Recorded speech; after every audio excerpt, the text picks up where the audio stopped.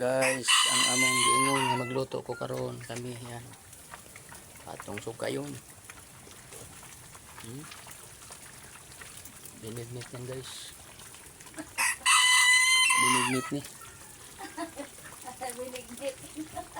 Binignit na sa buhion nga baboy.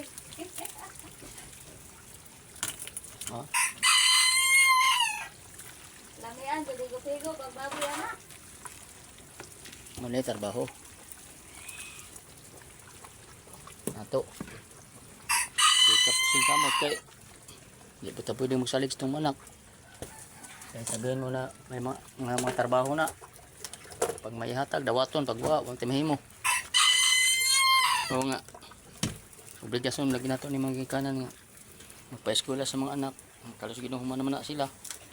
Kung may hatag, dawaton, ug wa. Wala ganang ingon nga wa. Oo nga.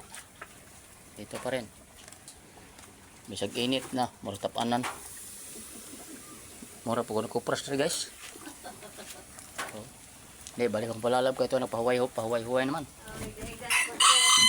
Ako pa. Ah, dos, ano to? Makapagwa.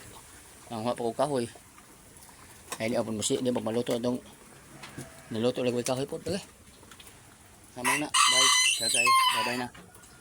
Like, share sa ating YouTube channel. Carlos Garay Pigarbag.